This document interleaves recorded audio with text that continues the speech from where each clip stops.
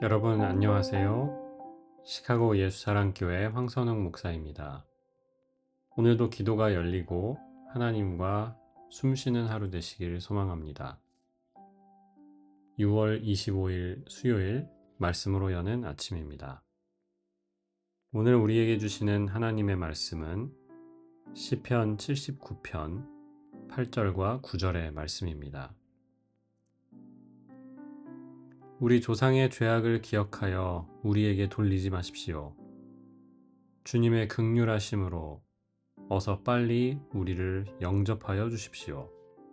우리가 아주 비천하게 되었습니다.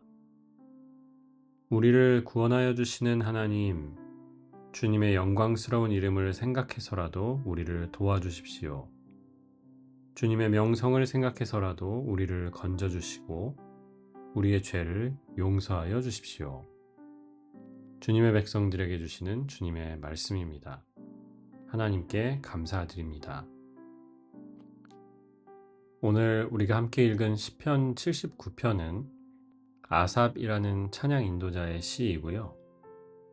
예루살렘이 망한 것에 대한 탄식을 담고 있습니다. 글쎄요, 아직 망하지는 않았을 수도 있고요. 이방의 침략을 받아서 어려움을 겪고 있는 상황에서 탄식하는 것으로 볼 수도 있습니다. 1절에 이렇게 이야기하지요. 하나님, 이방 나라들이 주님의 땅으로 들어와서 성전을 더럽히고 예루살렘을 돌무더기로 만들었습니다. 이어집니다.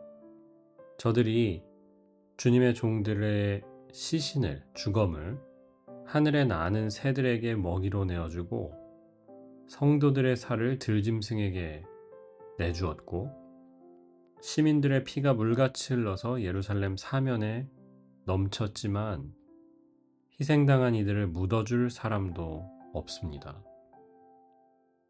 4절에는 이렇게 말씀합니다.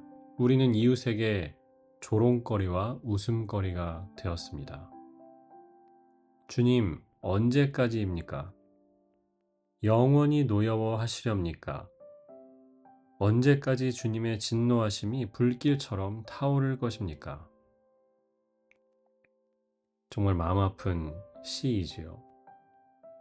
시인은 예루살렘과 이스라엘 민족이 당한 상황을 담담히 말씀드린 다음에 하나님께 묻습니다. 주님, 언제까지 우리에게 분노하시겠습니까?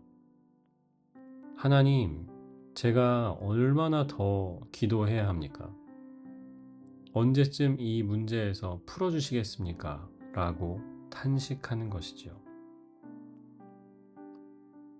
국권을 빼앗긴 조선시대에도 비슷한 내용의 글들이 있었습니다.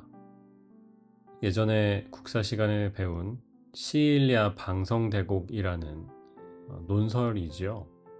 신문의 이제 사설인데 을사늑약이라고 하는 것이 체결된 다음에 이제 나라를 팔아 넘기겠다라는 조약이지요. 체결된 이후에 장지연이라는 사람이 신문에 쓴 사설입니다. 이런 내용이 있어요. 슬프도다 저 개 돼지만도 못한 소위 우리 정부의 대신이란 자들은 자기 일신의 영달과 이익이나 바라면서 위협에 겁먹어 머뭇대거나 벌벌 떨며 나라를 팔아먹는 도적이 되기를 감수했던 것이다.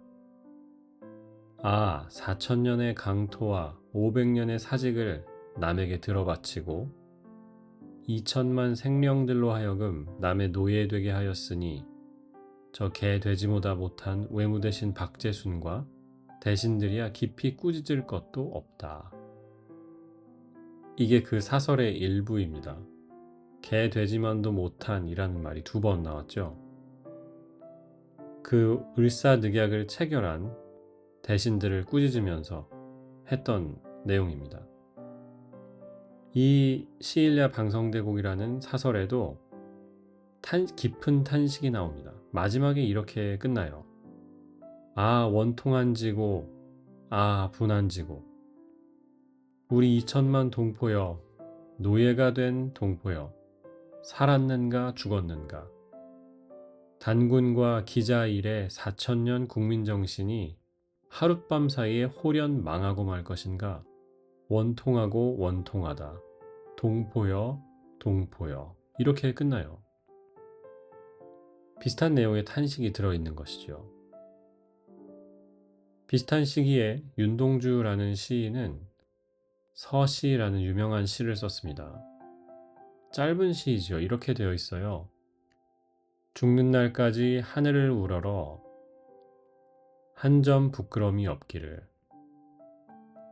잎새에 이는 바람에도 나는 괴로워했다. 별을 노래하는 마음으로 모든 죽어가는 것을 사랑해야지. 그리고 나에게 주어진 길을 걸어가야겠다. 오늘 밤에도 별이 바람에 스치운다. 같은 일을 생각하면서 쓴 시라고 저는 생각합니다.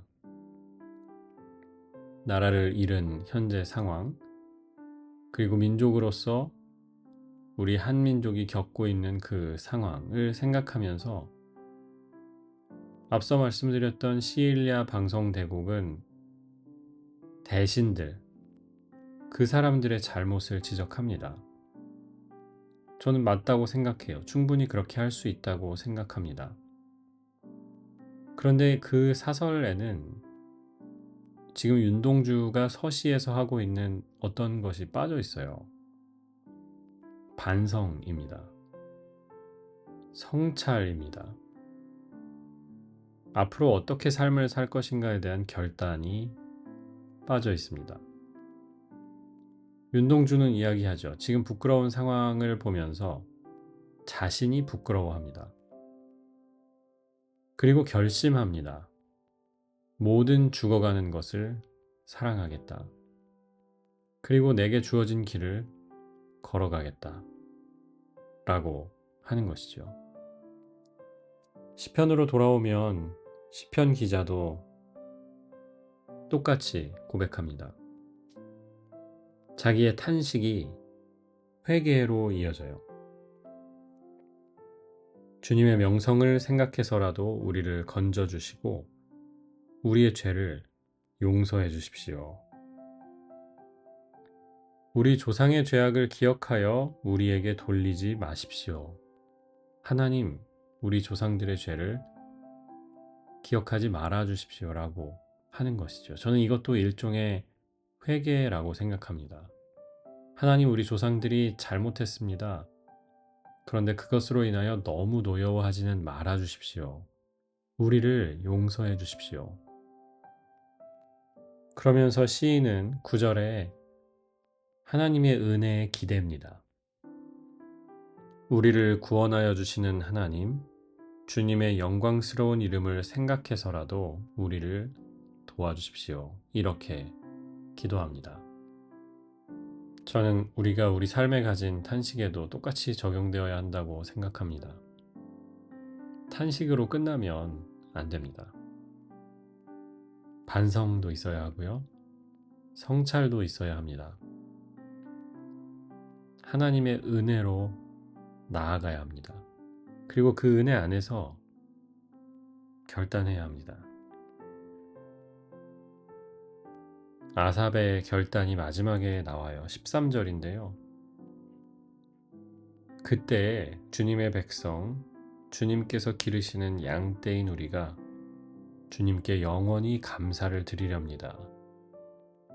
대대로 주님께 찬양을 드리렵니다. 하나님께 예배하겠다는 결단으로 끝나는 것이죠. 여러분의 삶에 겪고 있는 여러 가지 상황이 있으실 거라고 생각합니다. 하나님 앞에서 주님 언제까지입니까? 라고 이야기하게 하는 여러 가지가 있으실 거라고 믿어요. 그런데요, 여러분의 탄식이 똑같이 끝났으면 좋겠습니다. 그래요, 하나님. 저도 제 삶을 돌아봅니다. 그리고 하나님의 은혜에 기대입니다.